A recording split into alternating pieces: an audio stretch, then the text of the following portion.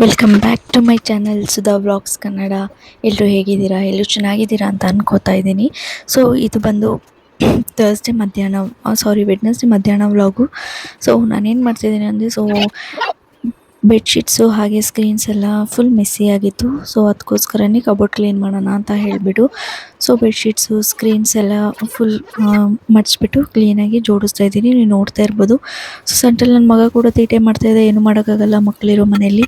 So ಅವನ್ನ ಸುಧಾರಿಸ್ಕೊಂಡು ಈ ಕಡೆ ನಾನು ಕೂಡ ಬೆಡ್ಶೀಟ್ಸು ಬ್ಲ್ಯಾಂಕೆಟ್ಸು ಹಾಗೆ ಒಂದು ಸ್ವಲ್ಪ ಪಿಲ್ಲೋಸ್ ಕವರ್ಸ್ ಎಲ್ಲ ಈಸ್ಕೊಂಡಿದ್ನಲ್ವ, ಸೊ ಅದೆಲ್ಲ ಎತ್ತಿಟ್ಕೊಳ್ಳೋಣ ಅಂತ ಹೇಳ್ಬಿಟ್ಟು ಒಂದೇ ಸಲ ಕೆಲಸ ಮುಗಿಸ್ಕೊಳ್ಳೋಣ ಅಂತ ಹೇಳ್ಬಿಟ್ಟು ಸ್ಕ್ರೀನ್ಸ್ ಎಲ್ಲ ಕ್ಲೀನಾಗಿ ಮಡಿಸ್ಬಿಟ್ಟು ಎಲ್ಲ ಎತ್ತಿ ಕೊಡ್ತಾಯಿದ್ದೀನಿ. ನೀವು ನೋಡ್ತಾ ಇರ್ಬೋದು ಯಾವ ರೀತಿ ಎತ್ತಿಟ್ಕೊಳ್ತಾ ಇದ್ದೀನಿ ಅಂತ. ಸೊ ನನ್ನ ಮಗ ಒಂದು ಕಡೆ ಆಟ ಆಡ್ತಾಯಿದ್ದ, ಅದಕ್ಕೋಸ್ಕರ ಸುಮ್ಮನೆ ಆಟ ಆಡ್ತಾಯಿದ್ದ ಅಂತ ಹೇಳ್ಬಿಟ್ಟು ನನ್ನ ಪಾಡಿಗೆ ನಾನು ರೆಡಿ ಮಾಡ್ಕೊಂಡೆ. ನೀವು ನೋಡ್ತಾ ಇರ್ಬೋದು ಎಲ್ಲ ಜೋಡಿಸ್ಕೊಂಡು ಕರೆಕ್ಟಾಗಿ ಇಟ್ಕೊಂಡಿದ್ದೀನಿ. ಸೊ ಅದಾದಮೇಲೆ ಮತ್ತೆ ಸಾಯಂಕಾಲ ವ್ಲಾಗ್ನ ಕಂಟಿನ್ಯೂ ಮಾಡ್ತಾಯಿದ್ದೀನಿ. ನನ್ನ ಮಗ ಲೇಟಾಗಿ ಮಲ್ಕೊಂಡಿದ್ದ. ಸೊ ಅವ್ನು ಎದ್ದೇಳೋಷ್ಟರಲ್ಲಿ ಅಡುಗೆ ಮಾಡೋಣ ಅಂತ ಹೇಳ್ಬಿಟ್ಟು ಇವತ್ತೊಂದು ಸ್ಪೆಷಲ್ ರೆಸಿಪಿ ಮಾಡೋಣ ಅಂತ ಹೇಳ್ಬಿಟ್ಟು ಅಂದ್ಕೊಂಡೆ. ಸೊ ಹಾಗಲಕಾಯಿ ಇತ್ತು, ಹಾಗಲಕಾಯಿ ಪಲ್ಯ ಮತ್ತು ಜೋಳದ ರೊಟ್ಟಿ ಮಾಡೋಣ ಅಂತ ಅಂದ್ಕೊಂಡೆ. ಸೊ ಚಿಕ್ಕದಾಗಿ ಒಂದು ಆನಿಯನ್ನ ಚಾಪ್ ಮಾಡಿ ಇಟ್ಕೊಂಡಿದ್ದೀನಿ. ಸೊ ಹಾಗಲಕಾಯಿನ ಕೂಡ ಕಟ್ ಮಾಡ್ಕೊಂಡು ಇಟ್ಕೊಂಡಿದ್ದೀನಿ. ಅದಕ್ಕೆ ಒಂದು ಚಿಲ್ಲಿ ಪೌಡರು ಹಾಗೆ ಅರಿಶಿನ ಪುಡಿ ಹಾಗೆ ರುಚಿಗೆ ತಕ್ಕಷ್ಟು ಉಪ್ಪು ಮತ್ತು ಶುಗರು ಇಲ್ಲಾಂದರೆ ಬೆಲ್ಲ, ನಿಮ್ಮ ಹತ್ರ ಯಾವುದಿದೆ ಅದನ್ನು ನೀವು ಹಾಕೋಬೋದು. ಸೊ ಪ್ಯಾನ್ ಬಿಸಿ ಆಗಿದ ತಕ್ಷಣ ನಾನು ಹಾಗಲಕಾಯಿನ ಹಾಕೋತಾ ಇದ್ದೀನಿ. ನೀವು ನೋಡ್ತಾ ಇರ್ಬೋದು. ಹಾಗಲಕಾಯಿ ಹಾಕ್ಕೊಂಡು ಆದಮೇಲೆ ಅದನ್ನು ಒಂದು ಸ್ವಲ್ಪ ಆಯಿಲ್ ಹಾಕ್ಕೊಂಡು ಫ್ರೈ ಮಾಡ್ಕೊಳ್ಳಿ. ಹಾಗಲಕಾಯಿ ಹಾಕ್ಕೊಂಡು ಫ್ರೈ ಹಾಕ್ಕೊಂಡು ನೀವು ನೋಡ್ತಾ ಇರ್ಬೋದು ನಾನು ಆಯಿಲ್ ಹಾಕೋತಾ ಇದ್ದೀನಿ. ಒಂದು ಸ್ವಲ್ಪ ಆಯಿಲ್ ಹಾಕ್ಕೊಂಡು ಬರೀ ಹಾಗಲಕಾಯಿನ ಒಂದು ಸ್ವಲ್ಪ ಹೊತ್ತು 5 ಮಿನಿಟ್ಸ್ ಫ್ರೈ ಮಾಡ್ಕೊಳ್ಳಿ. ಅದೊಂದು ಫ್ರೈ ಆದಮೇಲೆ ಅಂದರೆ ಅದು ಹಸಿ ವಾಸನೆ ಎಲ್ಲ ಇರುತ್ತಲ್ವ, ಸೊ ಹಸಿ ವಾಸನೆ ಎಲ್ಲ ಆಗೋವರೆಗೂ ನೀವು ಫ್ರೈ ಮಾಡ್ಕೊಳ್ಳಿ. ಅದಾದಮೇಲೆ ನೀವು ಹೆಚ್ಚಿಟ್ಕೊಂಡಿರೋ ಈರುಳ್ಳಿನ ಕೂಡ ಹಾಕ್ಕೊಳ್ಳಿ. ಸೊ ಅದೇ ಪ್ಯಾನ್ ಮೇಲೇ ಹಾಕ್ಕೊಳ್ಳಿ. ನೀವು ಪ್ಯಾನಲ್ಲಾದರೂ ಮಾಡ್ಬೋದು, ಈ ಥರ ನಾನು ದೋಸೆ ತವ ಮೇಲೆ ಆದರೂ ಮಾಡ್ಬೋದು. ಸೊ ಈಗ ನಾನು ಚಿಲ್ಲಿ ಪೌಡರ್ ಹಾಕ್ಕೊಂಡಿದ್ದೀನಿ, ಹಾಗೆ ಒಂದು ಚಿಟಿಕೆ ಅರಿಶಿನ ಹಾಕ್ಕೊಂಡಿದ್ದೀನಿ. ರುಚಿಗೆ ತಕ್ಕಷ್ಟು ಉಪ್ಪು ನೀವು ನೋಡಿಕೊಂಡು ಹಾಕ್ಕೊಳ್ಳಿ, ಎಷ್ಟು ಬೇಕೋ ಅಷ್ಟು. ಅದಾದಮೇಲೆ ನನ್ನ ಹತ್ರ ಬೆಲ್ಲ ಇದ್ದಿಲ್ಲ, ಸೊ ಅದಕ್ಕೋಸ್ಕರ ನಾನು ಆಪ್ಷನಲ್ಲು ಸಕ್ಕರೆ ಹಾಕೋತಾ ಇದ್ದೀನಿ. ಸೊ ಒಂದು ಸ್ವಲ್ಪ ಸಕ್ಕರೆ ಹಾಕೋದೆ. ನೀವು ಸಕ್ಕರೆನೂ ಹಾಕೊಳ್ಳಲ್ಲ ಅಂತಂದ್ರೆ ಒಳ್ಳೆಯದು. ಸೊ ಹಾಗೆ ಕೂಡ ಮಾಡ್ಕೊಳ್ಬೋದು. ಸೊ ತುಂಬ ಕಹಿ ತಿನ್ನೋಕ್ಕಾಗೋಲ್ಲ ಅನ್ನೋರಿಗೆ ಇದೊಂದು ಟಿಪ್ಸ್ ಅಷ್ಟೇ. ಸೊ ಮಿಕ್ಸ್ ಮಾಡಿ ಎಲ್ಲ ರೋಸ್ಟ್ ಆದಮೇಲೆ ಹಾಗಲಕಾಯಿ ಪಲ್ಯ ರೆಡಿ ಆಯಿತು. ಈಗ ಜೋಳದ ರೊಟ್ಟಿ ಮಾಡೋಕ್ಕೆ ನಾನು ಒಂದು ಬೌಲಲ್ಲಿ ನೀರು ಬಿಸಿ ಇಟ್ಕೊತಾ ಇದ್ದೀನಿ. ಸೊ ಇದರಲ್ಲೇ ನಾನು ಹಿಟ್ಟನ್ನ ಕಲಿಸ್ಕೊತಾ ಇದ್ದೀನಿ, ಜೋಳದ ಹಿಟ್ಟನ್ನು. ಸೊ ಯಾವ ರೀತಿ ಕಲಿಸ್ಕೊತಾ ಇದ್ದೀನಿ ಅಂದರೆ ಅದು ನೀರು ಕುದಿ ಬಂದಮೇಲೆ ನಾನು ಹಿಟ್ಟನ್ನು ಹಾಕೋತಾ ಇದ್ದೀನಿ. ನೀವು ನೋಡ್ತಾ ಇರ್ಬೋದು. ಸೊ ನಾನು ಯಾವ ರೀತಿ ಮಿಕ್ಸ್ ಮಾಡ್ಕೊಳ್ತಾ ಇದ್ದೀನಿ ಆ ರೀತಿ ಮಿಕ್ಸ್ ಮಾಡಿಕೊಡಿ, ಅದು ಗಂಟು ಇಲ್ಲದೆ ಥರ. ಸೊ ಆಮೇಲೆ ಅದೊಂದು 5 ನಿಮಿಷ ತಣ್ಣಗೆ ಆಗೋಕ್ಕೆ ಬಿಡಿ. ಅದಾದಮೇಲೆ ಒಂದು ಸ್ಲ್ಯಾಬ್ ಮೇಲೆ ನೀವು ರೊಟ್ಟಿ ಹಿಟ್ಟನ್ನು ಎಲ್ಲನೂ ಅದು ಸ್ಲ್ಯಾಬ್ ಮೇಲೆ ಹಾಕ್ಕೊಂಡು ಮಿಕ್ಸ್ ಮಾಡ್ಕೊಳ್ಳಿ.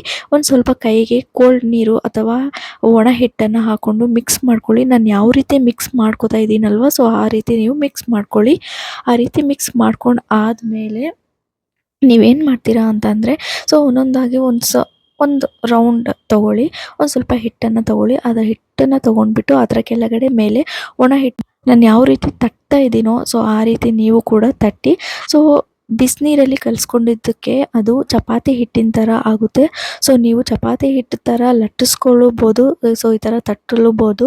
ಸೊ ತಟ್ಟಿದ್ರೇ ರೊಟ್ಟಿ ರುಚಿನೇ ಬೇರೆ ಇರುತ್ತೆ. ಸೊ ಲಟ್ಟಿಸಿದ್ರೆ ಅಷ್ಟೊಂದೇನು ರುಚಿ ಇರಲ್ಲ ಅಂತಲೇ ಹೇಳ್ಬೋದು. ಸೊ ತಟ್ಟಿ ಮಾಡೋದ್ರಲ್ಲಿ ತುಂಬಾ ಟೇಸ್ಟ್ ಇದೆ ಅಂತಲೇ ಹೇಳ್ಬೋದು. ಸೊ ಅದಕ್ಕೆ ಆರೋಗ್ಯಕ್ಕೆ ಕೂಡ ತುಂಬಾ ಒಳ್ಳೆಯದು. ಸೊ ಈ ಥರ ಜೋಳದ ರೊಟ್ಟಿಗೆ ನಾವು ಆಯಿಲು, ಉಪ್ಪು, ಶುಗರು, ಸಕ್ಕರೆ, ಉಪ್ಪು ಏನೂ ಯೂಸ್ ಮಾಡೋದಿಲ್ಲ. ಸೊ ಬರೀ ನಾವು ನೀರು ಮತ್ತು ಹಿಟ್ಟು ಇವೆರಡೇ ಸೇರಿಬಿಟ್ಟು ನಾವು ಯೂಸ್ ಮಾಡೋದು. ಸೊ ಅದಕ್ಕೋಸ್ಕರನೇ ಆರೋಗ್ಯಕ್ಕೆ ಒಳ್ಳೆಯದಂತ ಹೇಳ್ಬೋದು. ಸೊ ಅದು ಹೆಂಚು ಮೇಲೆ ಹಾಕ್ಕೊಂಡಾದಮೇಲೆ ಒಂದು 2 ಮಿನಿಟ್ಸ್ ಆದಮೇಲೆ ನೀವು ಅದಕ್ಕೆ ನೀರನ್ನು ಹಚ್ಕೊಳ್ಳಿ. ಒಂದು ಕಾಟನ್ ಬಟ್ಟೆ ತೊಗೊಂಡು ನೀರನ್ನು ಹಾಕ್ಕೊಳ್ಳಿ. ಸೊ ನೀರನ್ನು ಹಾಕ್ಕೊಂಡು ಆದಮೇಲೆ ಒಂದು 2 ಮಿನಿಟ್ಸ್ ಆದಮೇಲೆ ಅದನ್ನು ಟರ್ನ್ ಮಾಡ್ಕೊಳ್ಳಿ. ಟರ್ನ್ ಮಾಡ್ಕೊಂಡಾದಮೇಲೆ ಒಂದು ಸ್ವಲ್ಪ ಹೊತ್ತು ರೋಸ್ಟ್ ಮಾಡ್ಕೊಳ್ಳಿ, ಒಂದು ಸ್ವಲ್ಪ ಹೊತ್ತು ಬಿಸಿ ಮಾಡ್ಕೊಳ್ಳಿ. ಅದಾದಮೇಲೆ ಫುಲ್ ಫ್ರೈ ಆಗುತ್ತೆ. ನೀವು ನೋಡ್ತಾ ಇರ್ಬೋದು ನಾನು ಯಾವ ರೀತಿ ಮಾಡ್ತಾಯಿದ್ದೀನಿ ಅಂತ ನೀವು ನೋಡಿ. ಸೊ ಈಗ ಟರ್ನ್ ಮಾಡ್ಕೊಳ್ತಾ ಇದ್ದೀನಿ. ಟರ್ನ್ ಮಾಡ್ಕೊಂಡು ಆಯಿತು. ನೀವು ನೋಡ್ತಾ ಇರ್ಬೋದು ರೊಟ್ಟಿ ಕೂಡ ರೆಡಿ ಆಯಿತು. ಸೊ ಇವಾಗ ಇನ್ನೊಂದು ರೊಟ್ಟಿ ಮಾಡ್ಕೋತಾ ಇದ್ದೀನಿ. ನೀವು ನೋಡಿ ಯಾವ ರೀತಿ ಮಾಡ್ತಾಯಿದ್ದೀನಿ ಅಂತ. ಸೊ ಅದರ ಏನಾದರೂ ಹೋಲ್ ಆದರೆ ನೀವು ಒಂದು ಸ್ವಲ್ಪ ಸಣ್ಣ ಹಿಟ್ಟು ತೊಗೊಂಡು ಅದನ್ನು ಕ್ಲೋಸ್ ಮಾಡ್ಕೋಬೋದು ಆ ಹಿಟ್ಟು ಹಾಕಿ. ಸೊ ನೋಡಿ ಅಲ್ಲಿ ಹೋಲ್ ಆಯಿತು. ನಾನು ಇವಾಗ ಒಂದು ಹಿಟ್ಟು ತೊಗೊಂಡು ಅಲ್ಲಿ ಕ್ಲೋಸ್ ಮಾಡ್ತೀನಿ. ಸೊ ನೋಡಿ ಕ್ಲೋಸ್ ಮಾಡ್ತಾ ಇದ್ದೀನಿ. ಸೊ ಇವಾಗ ಬೇಯಕ್ಕೆ ಇಟ್ಟಿದ್ನಲ್ವ ರೊಟ್ಟಿ ಹೆಂಚು ಮೇಲೆ, ಸೊ ಅದು ಕೂಡ ರೆಡಿ ಆಯಿತು. ನೀವು ನೋಡ್ತಾ ಇರ್ಬೋದು ಯಾವ ರೀತಿ ಆಯಿತು ಅಂತ. ನೋಡಿದ್ರಲ್ವ ರೊಟ್ಟಿ ರೆಡಿ ಆಯಿತು. ಸೊ ಇವಾಗ ಇನ್ನೊಂದು ರೊಟ್ಟಿ ಮಾಡಿದ್ನಲ್ವ ಅದನ್ನು ಕೂಡ ತವ ಮೇಲೆ ಹಾಕ್ಕೊಂಡಿದ್ದೀನಿ. ಸೊ ಅದು ಕೂಡ ನೀರನ್ನು ಸವರ್ಕೊಂಡು ನೀರನ್ನ ಹಚ್ಕೋತಾ ಇದ್ದೀನಿ, ನೀವು ನೋಡ್ತಾ ಇರ್ಬೋದು.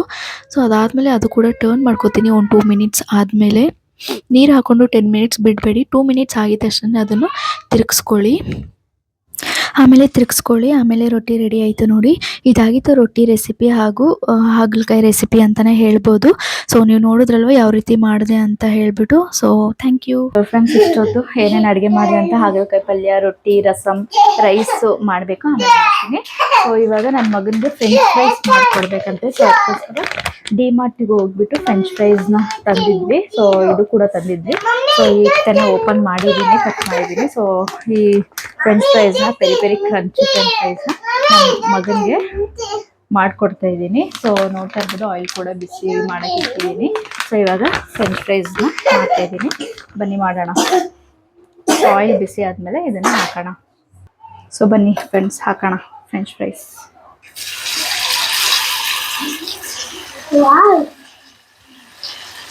ಸೊ ಮನೇಲಿ ಕೂಡ ಮಾಡ್ತೀನಿ ನಾನು. ಸೊ ನೆನ್ನೆ ಹೋಗಿದ್ವಲ್ಲ, ಸೊ ಅದಕ್ಕೋಸ್ಕರ ತೊಗೊಂಡ್ವಿ. ಫ್ರೆಂಚ್ ಫ್ರೈಸ್ ಕೂಡ ರೆಡಿ ಆಯಿತು, ಹಾಗಲಕಾಯಿ ಪಲ್ಯ ಕೂಡ ರೆಡಿ ಆಯಿತು, ಹಾಗೆ ರೊಟ್ಟಿ ಕೂಡ ರೆಡಿ ಆಯಿತು. ನೀವು ನೋಡ್ತಾ ಇರ್ಬೋದು ಯಾವ ರೀತಿ ಕಾಣಿಸ್ತಾ ಇದೆ ಅಂತ ಹೇಳ್ಬಿಟ್ಟು. ನೋಡಿದ್ರೆ ಬಾಯಲ್ಲಿ ನೀರು ಬರ್ತಾ ಇದೆ ಅಲ್ವಾ. ಸೊ ನೀವು ಕೂಡ ಟ್ರೈ ಮಾಡಿ ಹೇಗಿತ್ತು ಅಂತ ರೆಸಿಪಿನ ನನಗೆ ಕಮೆಂಟ್ ಸೆಕ್ಷನಲ್ಲಿ ಕಮೆಂಟ್ ಹಾಕಿ. ಇದಾಗಿತ್ತು ಇವತ್ತಿನ recipe. Thank you for watching. ನಿಮಗೇನಾದರೂ ನನ್ನ ವ್ಲಾಗ್ ಇಷ್ಟ ಆಗಿದೆ ಪ್ಲೀಸ್ ಒಂದು ಸಬ್ಸ್ಕ್ರೈಬ್ ಮಾಡೋದನ್ನು ಮರಿಬೇಡಿ. ಸಿಗ್ತೀನಿ ನೆಕ್ಸ್ಟ್ ವ್ಲಾಗಲ್ಲಿ. ಬಾಯ್ ಬಾಯ್.